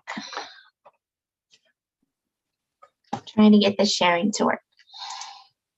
It's never easy. Can you all see it? Yep. I might have just shrunk, sorry. It's good. Yeah, there we go. Yep. So this is the committee materials page again, and we were able to get this posted. It won't be a guarantee that this will be posted in advance, but we'll do the best we can. There's just a lot of demand on our secretary's time. So I just wrote one analysis for the two bills because, as the senator said, they are identical. They propose to extend by 3 the number of days prior to the election day during which municipalities may process absentee ballots. Under current law, the municipal clerk may process ballots beginning the 4th day immediately prior to the election day. And under the bills, that's changed to the 7th day immediately prior. The Secretary of State proposed to amend either or both bills to change the deadline by which clerks must send a notice of the municipality's intent to process absentee ballots prior to election day. Under current law, this notice must be sent by mail, fax, or email to the Secretary of State and mailed to the municipal chair of each political party at least 60 days before election day. Under the proposed amendment, the notice must be sent using the same methods at least 30 days before election day. So then I made a little chart, which is the way I think. Sorry if you don't like charts, it's the way my mind works. outlining the statutory provisions. Whenever there are two columns, the left column is current law, the right column is how the law would work with the bills as amended, because both sponsors agreed with the Secretary of State's proposed amendment. I just incorporated that in. Anytime there's only one column all the way across, that means current law and the bills as amended are identical. So as I mentioned before, the notice of early processing, that would be changed based on the Secretary of State's proposed amendment to these bills to move from greater than 60 days notice being sent out to greater than 30 days notice being sent out. But in both cases, the notice is still sent to the Secretary of State and the chair of each political party in the municipality.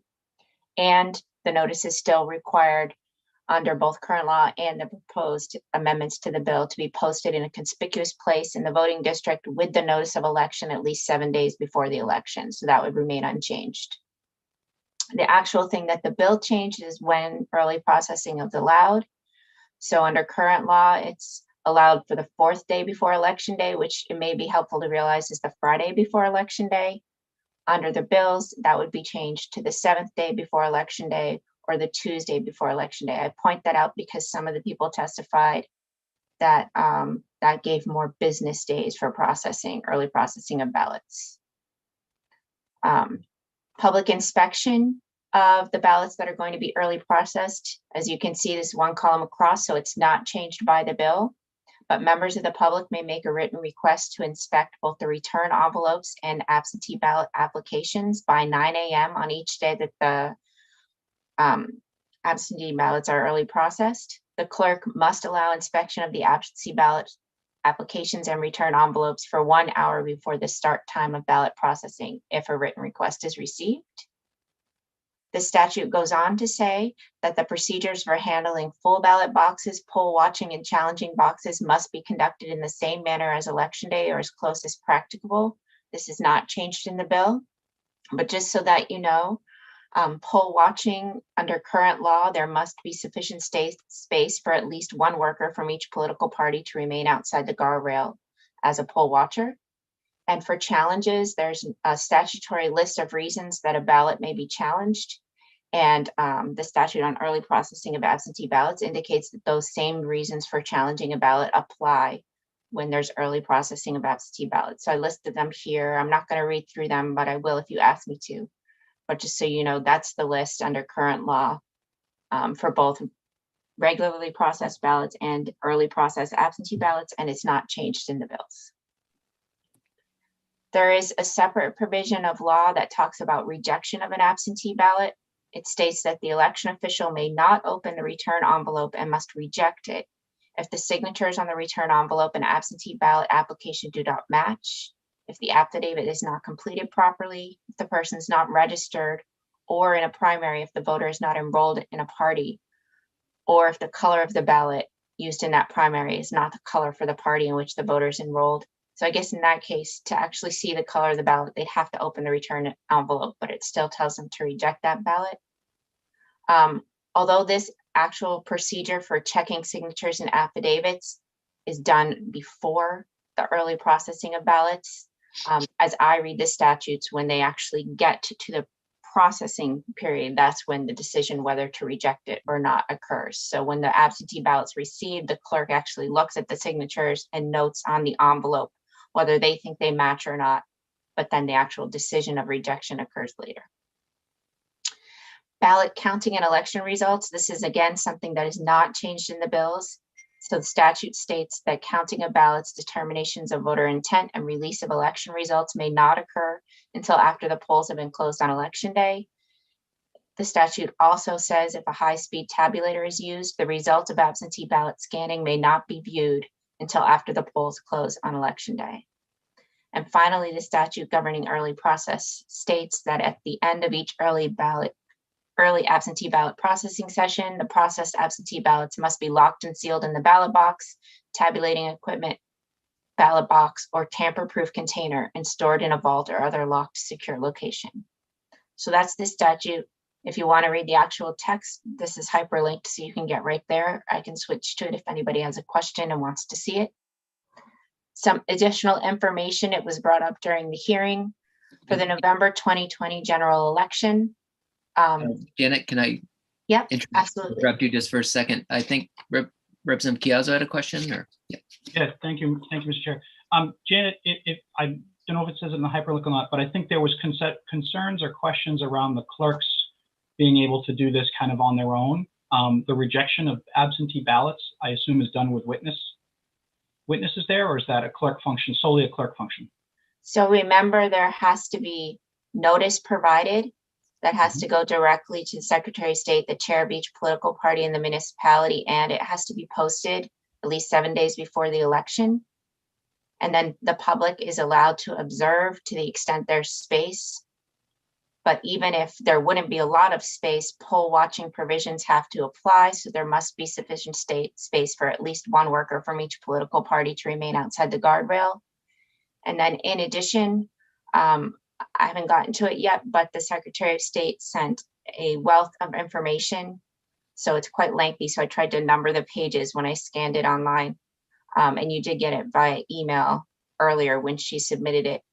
And it indicates in those materials that there has to be at least 2 staff present, in addition to allowing the public and then poll watchers to be there. I don't know if that answers your question or not. It does. I just wanted to make sure we clarify that the clerk cannot reject, it has to reject it during that process. That's an observed process. They can't just arbitrarily reject ballots.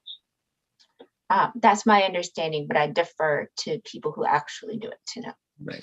Yep. Representative Kinney. Thank you, Mr. Chair. I'm new to having a tabulator in my town. We usually just count them in person on election day. So my brief time going in, placing my ballot into a tabulator on election day, it seemed like it was just a drawer underneath where I put in my ballot. It didn't appear to be locked, and it didn't appear secure. Look, I'm just kind of curious as to what our machines are like as far as the security, where it says locked and sealed in the ballot box, tabulating equipment ballot box, or tamper-proof container stored in a vault or other locked secure location. If the machine is not secure and they're removed and put into a secure location, where's the protection that ballot doesn't get counted again a second time? I'm just out of curiosity. I think with the more specific questions, we can bring up Secretary of State and or maybe somebody from the clerks. But if it's good, maybe we'll just let Janet finish this first, and then we'll bring up whoever you'd like to ask questions to, if that works. That'd be fine. Thank you. Okay, thanks. I don't have much more to say. I just wanted to point out that it was brought up that during the November 2020 general election that the governor had issued an executive order. This links directly to the executive order, and I emailed it to you this morning in case you wanted to print it. There was a provision in one of the many executive orders, but the one from August 26th, stating the limitation on processing absentee ballots up to 4 days prior to election day under the statute is suspended and modified to permit such processing up to 7 days prior to election. That first sentence is also what the bills before you do. This second sentence says the 60 days notice is reduced to a 30 days notice, and that is what the Secretary of State's proposed amendment to the bills does. It's also, that amendment was sponsored by Representative Roberts. She's the sponsor of LD 112. It's posted on our website, just so that you know those are 2 different things the executive order did. One's in the bill and one's in the proposed amendment. And then I just wanted to let you know and let the people watching know that on our webpage, we do have a scanned packet of information that was sent by the Secretary of State. She sent multiple documents. I scanned it all together. So to the extent it looks funny, that's not her fault. That's my scanning skills or lack thereof. And it includes a lot of different information, including an email from the Deputy Secretary of State talking about removing ballots and whether they're folded or unfolded and when, and then all of the fact sheets and guidelines that are given to clerks. And then the last thing I just wanted to note that possibly because I confused her, Representative Roberts had asked for my help with this proposed amendment, and there's a small typographical error in her testimony. Don't fault her for that. Just look at the version online. It just shows you that the 30-day notice is changed twice in the same paragraph of statute and not just once. Representative Tuttle? Mr. Chair, just to refresh my memory, the sponsor to this one was Representative Moriarty, is that correct? Yeah, we had I'm sorry. I was going to say he was the sponsor of LD 102, and then Representative Roberts was the sponsor of 112. And I just combined them together because they are literally word for word identical, including in the summary. The only thing different is the title and sponsor. And I guess to refresh my memory, who were proponents and who were opponents? I don't have a list of those here. That's all right. All Yeah. right, Senator. I think yeah. Okay, sorry. Yeah. Representative Kinney. Thank you, Mr. Chair. I am curious as to what the fiscal impact could be on municipalities if we extend this. They're currently doing 4 days prior. I think of my own little town of Knox where we have very limited hours that we're open in our town office, even prior to the election. And if we're bringing in additional people to process absentee ballots regularly for up to 7 days prior, what that will do to municipalities as far as their own budget and whether or not this would end up becoming a mandate with additional costs. So Representative, I'm bringing in Deputy Secretary of State Flynn for your previous question as well, I think. The bill as written, and perhaps Janet can help with this, it doesn't mandate that towns do it. It just gives them the option of doing it up to 7 days, so it can fall within their budgeting parameters. Okay, thank Yes, you. the language is may. Okay. And Deputy Flynn, can you hear us? Okay. Did you hear the question earlier from Representative Kinney about machines and safety protocols? The tabulator sits on top of the very large ballot box. The doors to both sides of the ballot boxes are locked. So the ballot goes through the tabulator and drops into the ballot box.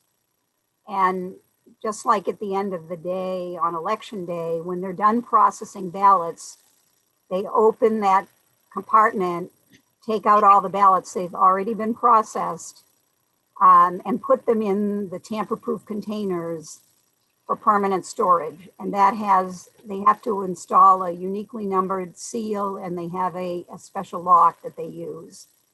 And that gets recorded on a certificate that goes with every blue box. It tells what the box number is, what the lock number, what the seal number is. That all has to be recorded, and that's available, when the ballots are brought in for recount.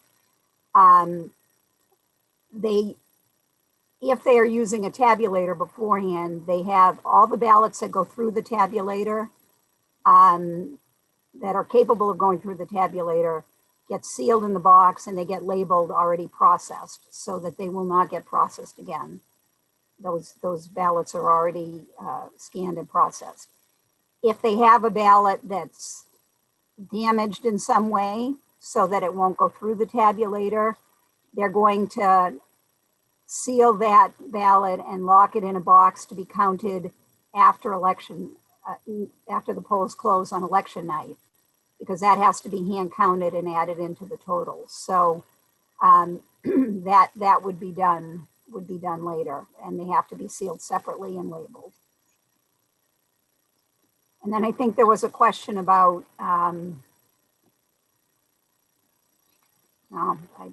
We may have another question. If you, Representative Dolph, you have a question for Deputy Flynn? Yes, thank you, Mr. Chair. Thank you, Julie, for all your information. I appreciate it. I guess I'm gonna go back to, because of another bill that's in, to go totally all mail-in ballot. And where this doesn't show a fiscal impact because we're saying you may. But if it comes around to us going to all mail-in ballots and they get to the clerk by mail-in, there will definitely be, this will have to be changed, and they will have to have that extra time. So this is going to create a fiscal note to those towns that may be a very small town and will need overtime. I'm just wondering if there's a way to find out, because of this last election, we had so many absentee ballots, that if it created overtime or hiring extra people to the town clerks or into the towns for having these extra days and counting these extra ballots.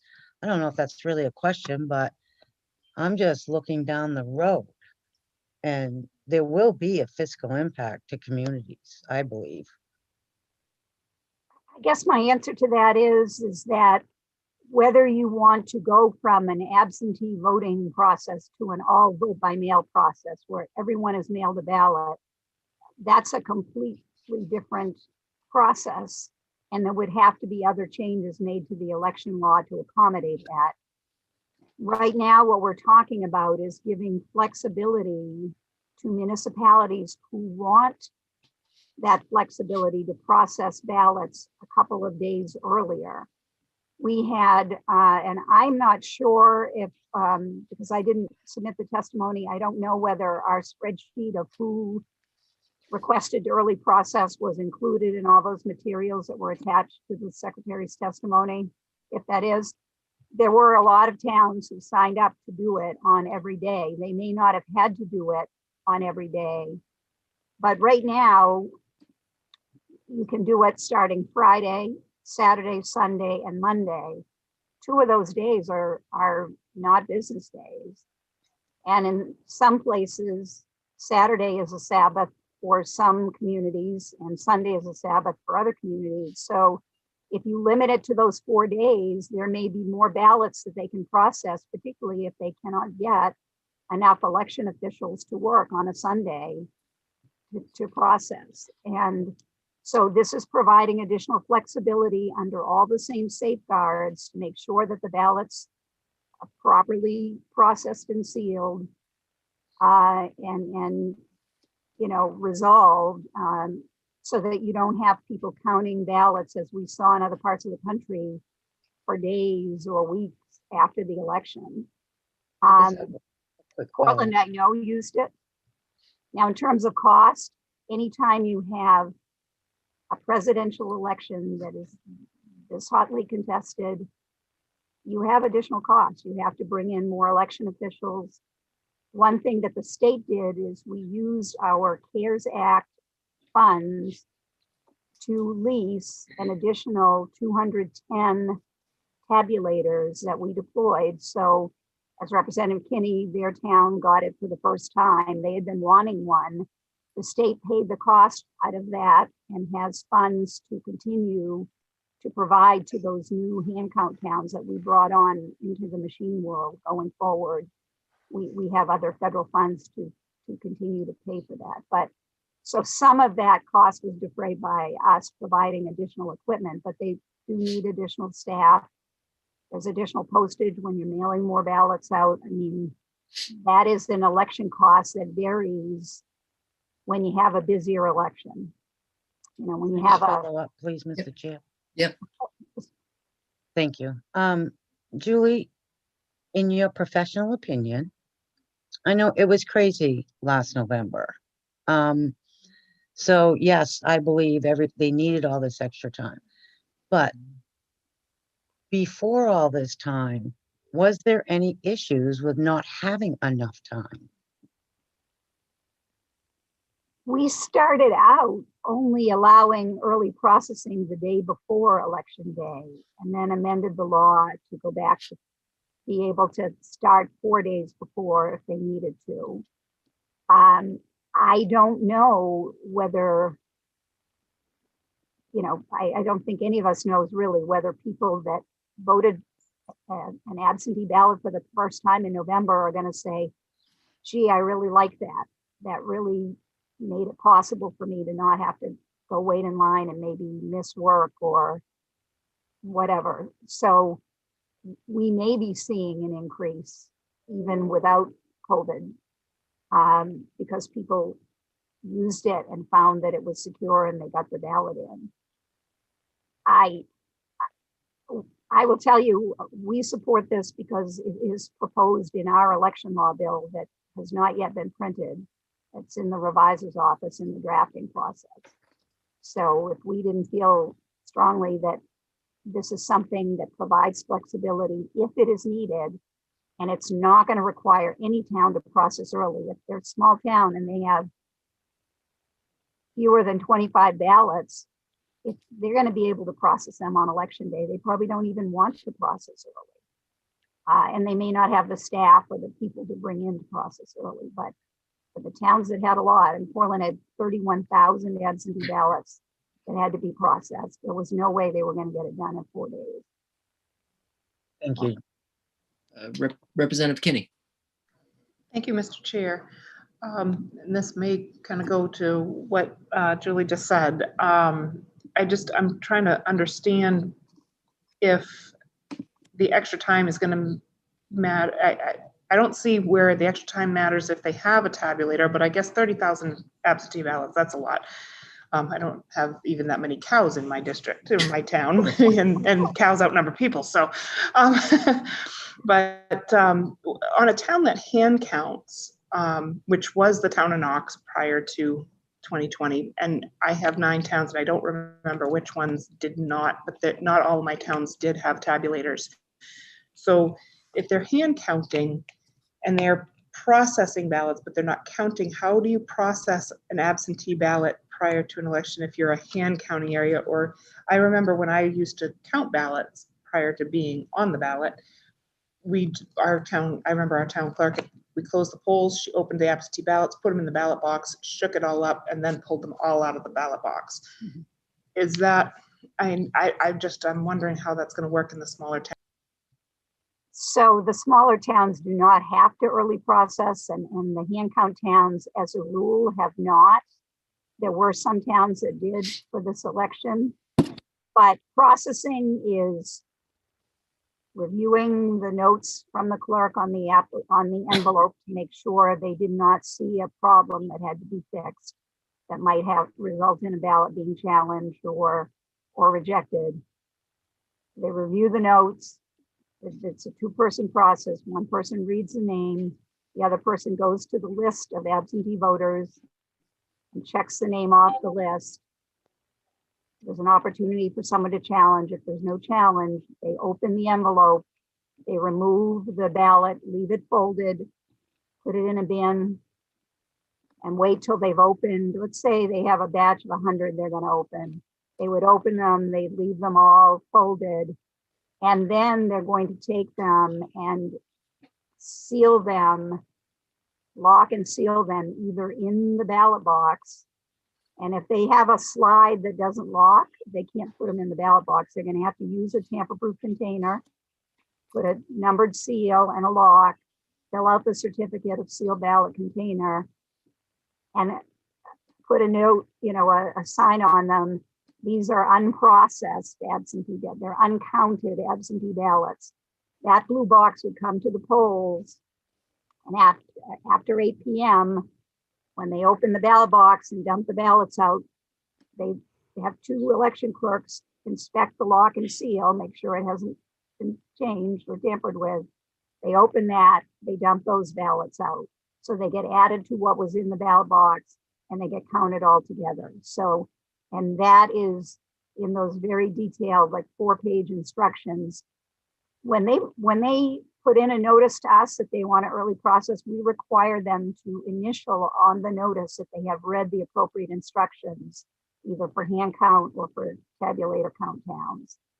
And when we've had new towns that did it for the first time, we actually set up appointments to talk with those clerks and go over those procedures one-on-one and make sure they understood it so that they would not have any surprises or make any errors on election day. So, we are trying to make sure that people who are going to undertake that option understand how to properly do this and secure the vote and make sure that no results are released and that those ballots are absolutely secured until they're tabulated after 8 p.m. Thanks, Julie. Other questions? Okay, seeing no other questions for Julie. Thanks for being on. Is there any other discussion, or? You need me, or should I just wait? For the moment, we don't, but I can mute you if you'd like. I'll hang out. Okay, gotcha. We could have more questions. Yeah. Representative Tuttle?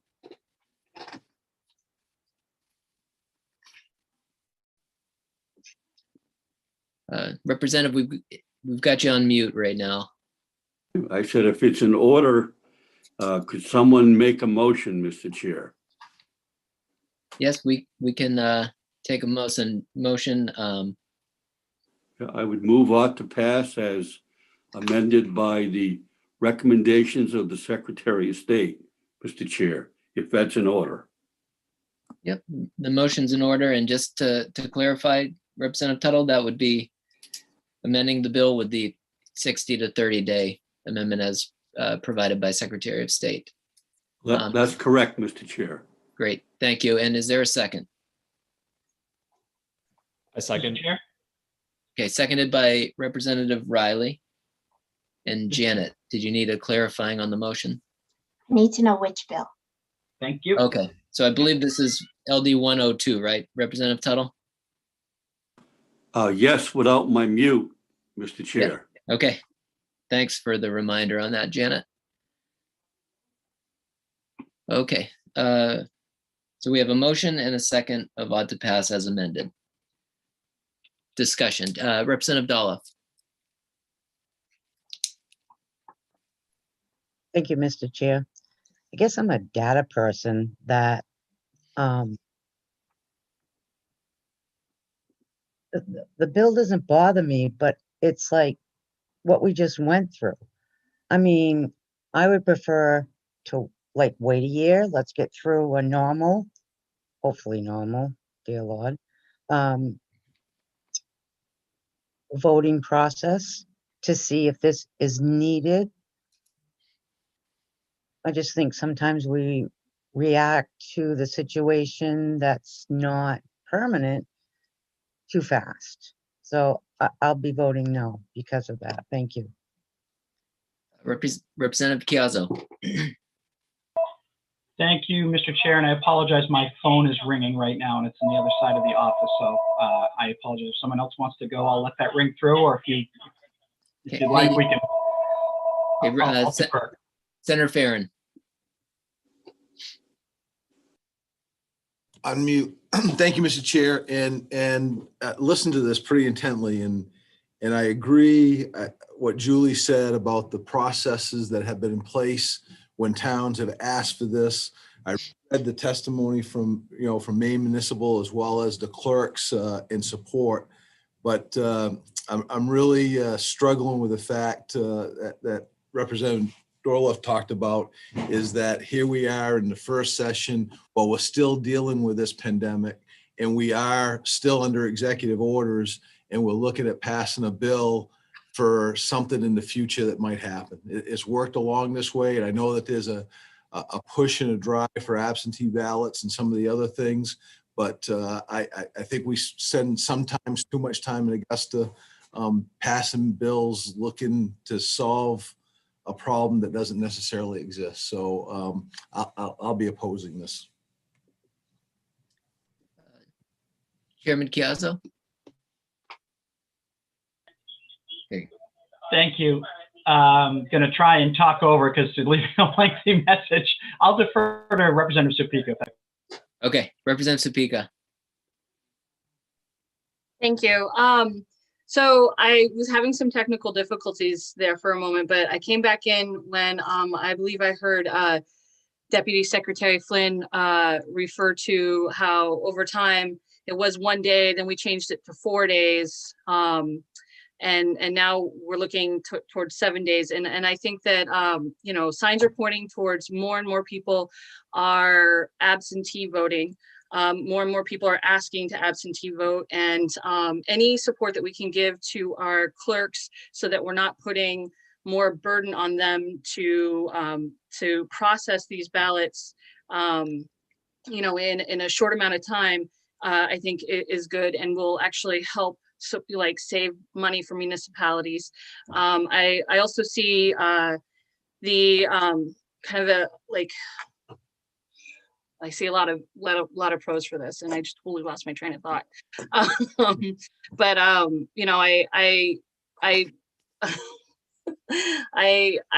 support this bill. I think it's a step in the right direction for what the people who are actually doing the work need and are asking for. And I remember now, you know, anytime we have a large turnout, it's a good thing. And I think that we should be prepared for large turnouts, even in off years. I think we should encourage people to vote, and to vote if they want to in the safety of their own home, whether it's because of an accessibility issue, or, you know, because of their job or their work, or it's just their preference. So I will be supporting this as amended. Chairman Chiazzo? Thank you, Mr. Chair, and the committee for your patience. My administrative assistant clearly does not know how to hold my calls, so I will check in with him after we're done with this, but it'll be a conversation of one, so my apologies for that. You know, we have over 19,000 voters in Scarborough, and I'm kind of with Representative Dolph. I'm an engineer. Data is important to me. Trending is important to me. But I'm going to bring the perspective of a larger municipality to this. And I have the utmost appreciation and respect for the smaller communities that don't require this. And I think it's fantastic that it's not a mandate, that it's optional. But for a town like mine of Scarborough, this is critical for us.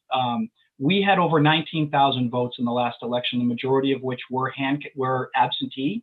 And by giving the clerks the flexibility of the added time, that allowed us to announce the results in a manner that was, you know, how can I say it, appreciative of the citizens of Scarborough. We didn't have to wait multiple days for results. It was a presidential election. It was obviously very intense. And the town was able to alleviate concerns and citizens' concerns very quickly, because the vote was counted, it was processed, it was counted, it was released in a normal, timely manner. We didn't have to wait days or even weeks to count the number of extensive ballots, and the extensive number of ballots that we got. So I would really ask my rural counterparts for some support here. It can end up actually saving the town of Scarborough money. Instead of having to process ballots on Saturday and Sunday at overtime, if it's a slower cycle, we can have that extra time during the week to process ballots. That actually saves our town money. So we're not having to pay people overtime to come in on Saturdays and Sundays with that condensed time period. So I appreciate the concerns of you know, extending the time frame, but I think the Secretary of State's office did a fantastic job of really conveying that from a election security issue, there's no difference between what we're asking and what we're doing now. And if it gives the clerks in some of our larger municipalities a hand, I think we owe that to them. And I would urge you to reconsider and support this measure. Thanks. Representative McCray. Thank you, Mr. Chair. Yeah, just bouncing off of Representative Supika's comment, we have been seeing absentee voting on the rise, and we rise dramatically this time. So due to the pandemic, but also because it's been on the rise. And I think that people who hadn't used it in the past had a good experience. And I think we've had testimony, I've certainly heard it in my community, that people appreciated the convenience, the safety, that they had time to look at ballots, what was on the ballot. So I think it's a great idea. I think the amendment is a real positive addition, and I think we represent our communities best when we encourage, make it possible for people to vote and express their opinion. So thank you. Representative Tuttle, and then Representative Wood. Yeah, Mr. Chair, if it would be in order, I would request a roll call. Yeah, Representative Tuttle, we will vote by roll call. Representative Wood. I just wanted to state my support for this, Chair Lucchini, that in my election in Portland, which has the most absentee ballots, and I'm agreeing with Representative Chiazzo, I had to wait until 6 o'clock the day after primary election day to find out whether I had won or not. And it caused problems because on election night, some of the press declared me the winner, and I knew, and my opponents both knew, that all the ballots had not been counted yet. So as much as we can do to try to get everything done so that we get results on election night, I think is a positive. And as far as absentee ballots, I'll just share a little personal maybe problem that I have. I don't like change a lot, and I paid my bills by mailing in payments forever. And friends would say to me, why do you still do that? Why don't you pay your bills online? You'll save money on stamps.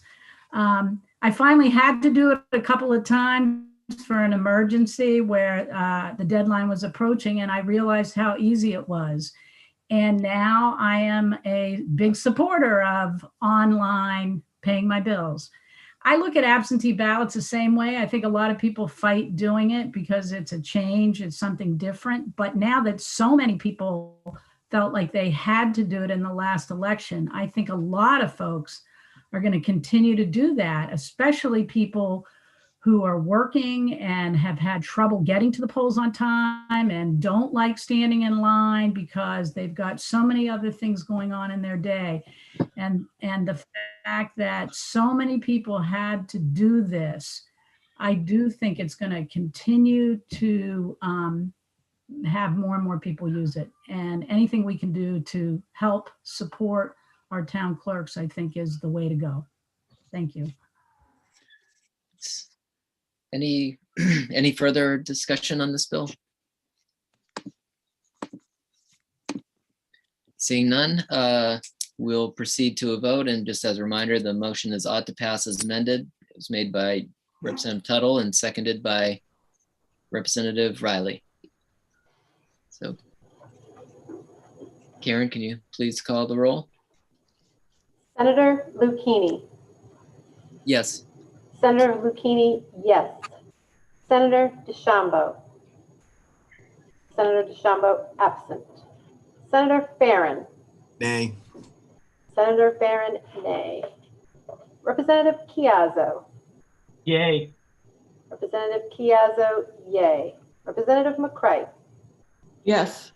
Representative McCray, yes. Representative Tuttle. Yes. Representative Tuttle, yes.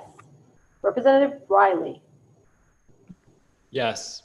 Representative Riley, yes. Representative Supika. Yes. Representative Supika, yes. Representative Wood. Yes. Representative Wood, yes. Representative Kinney. Nay. Representative Kinney, nay. Representative Harrington. Nay. Representative Harrington, nay. Representative Corey. Representative Corey, absent. Representative Dalla. No. Representative Dalla, no. So 7 yays and 4 nays and 2 absent, Senator. Great, thank you, Karen. So the final vote was 7-4 in support of the ought to pass motion.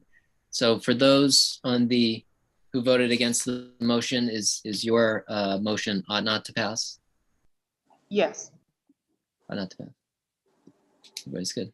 Okay, so the 4 will be recorded as ought not to pass.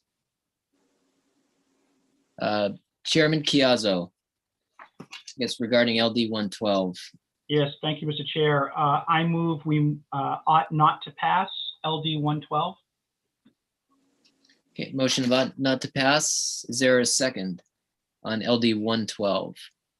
Second. Seconded by Representative Tuttle. Sorry, Janet, did I jump that one quickly, or Karen? We good? Okay. Representative Tuttle and then Senator Farren. My question is on the folks, Mr. Chair, who are absent.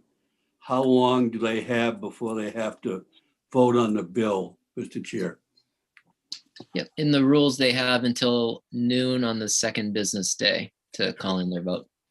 Well, I'm hoping that maybe our clerk could make sure that they are accounted for. Yeah, we'll make sure they can put their vote in. Senator Farren. Thank you, Mr. Chair. I just want to say, after some of the conversations or feelings that we had on 102, that my colleagues have swayed me. I will be voting with them on 112. Very persuasive arguments have been made here. Any other discussion on LD 112? Seeing none, we can vote. We'll vote by roll again, just to make it easier. So Karen, if you, not easier for Karen, but It's fine. sorry. It's fine. Senator Lucchini. No, yes, sorry, yes. Senator Lucchini, yes. Senator DeChambeau. Senator DeChambeau, absent. Senator Farren. Yes. Senator Farren, yes. Representative Chiazzo. Yes. Representative Chiazzo, yes. Representative McCray. Yes. Representative McCray, yes. Representative Tuttle. Yes. Representative Tuttle, yes. Representative Riley. Yes. Representative Riley, yes. Representative Supika. Yes. Representative Supika, yes. Representative Wood. Yes. Representative Wood, yes. Representative Kinney. Yes. Representative Kinney, yes. Representative Harrington. Yes. Representative Harrington, yes. Representative Corey. Representative Corey, absent. Representative Dolph. Yes. Representative Dolph, yes. So that's 11-0. With 2 absent, yes. With 2 absent. Thank you, Karen. Mhm. Great. So that wraps up our work for this afternoon. Janet, do we have anything to add? Do you have anything to add, or? Okay, so we're not meeting this Friday. Monday is a holiday, so we couldn't meet on Monday. So we do have a meeting on Wednesday. That will just be a few work sessions because we didn't have enough bills referred to schedule public hearings for that week. So right now it's looking, we're going to try to just have one day and hopefully quick where it's vacation for people, kids. But that would be 10 o'clock, Mr. Chair, correct? Looks like Wednesday at 10 o'clock, and we'll send out the schedule officially Thursday or Friday, I think, from Karen. So, but it would be Wednesday at 10 o'clock with some work sessions, and then the following week we've received more bills, and generally we try to do as many hearings as we can, and then we can work similar bills together once because they all end, as we're going to see, they end up being in very similar topic areas. So, Representative Tuttle. Yeah, Mr. Chair, as you can see, I've been moved to another office in my house. I was told by my boss, my wife, that she had to do some housework to get me into my office. So I just wanted to explain that. Thank you, Representative.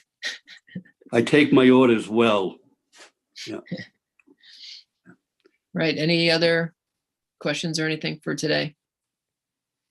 All right. Seeing none, we will adjourn until next Wednesday. Thanks, everybody.